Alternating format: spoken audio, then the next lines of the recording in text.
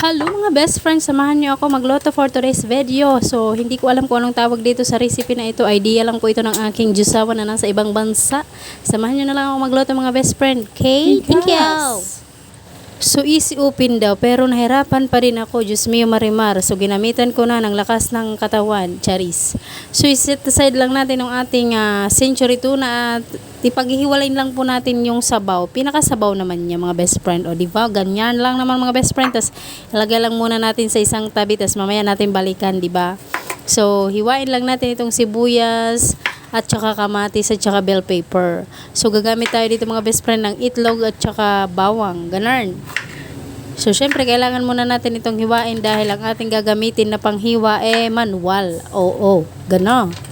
So set aside lang natin yung itlog at baka mabasag. Ito po yung gagamitin ko, nabili ko lang mga best friend sa palengke ng 100 pesos. So ipasok natin dito itong ating mga hiniwa-hiwa na mga panakot. So, joke lang po ang lahat. Tatanggalin ko din yan mga best friend dahil hindi po maikot dahil puno.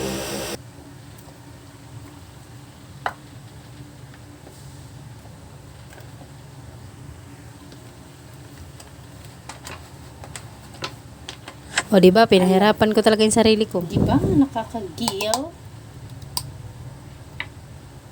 That's it. Yung kamatis, gayatin na lang natin, B. Pero ito try ko muna siya. Wait lang. Look. Amazing. Oh, yes. Ingat lang dito at baka masugatan. So, dito na nga tayo sa kawali mga best friend. Naglagay ako dyan ng mantika. So, kayong bahala kung gaano karami ang ilalagay nyo. Igigisa lang natin itong ating mga sangkap. Yung bell pepper, bawang at saka sibuyas. Pinaghalo ko na yan mga best friend dahil haluin din naman yan dito sa ating kawali. Nakakaloka ba? Mahirap kasi isa-isahin. So, yan pinaghalo ko na siya mga best friend at lulutuin natin ito kasama ang kamatis.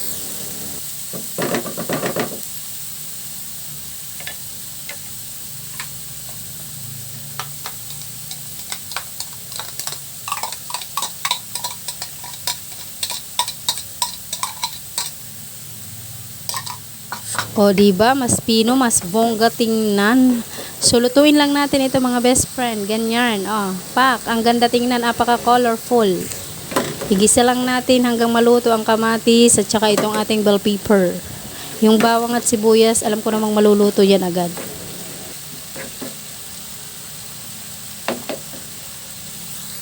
Siyempre, susunod na natin dito ang ating century tuna. O, diba? Bongga. Actually, idea to ng aking husband na nasa Saudi mga best friend. Lagi niya tong inuulam. So, nagtataka ako, bakit ganito lagi yung ulam mo? Tapos sabi niya sa akin, itry ko daw para malaman mo kung gaano kasarap. Shush! Tapos mga best friend, naglagay na pala ako dito ng itlog. So, trinay ko naman dito sa Pilipinas. Baka naman magustuhan ko. Talaga nga namang mga best friend, masasabi ko sa inyo. Maglagay muna tayo dito ng paminta at baka sabihin na naman ninyo ano yung nilagay ko at hindi ako nagsasabi. Seasoning din mga best friend. Kayo din po ang bahala kung gaano karami. Pwede din kayo gumamit dito ng salt. Oo. Kung gusto nyo ng maalat. Chari.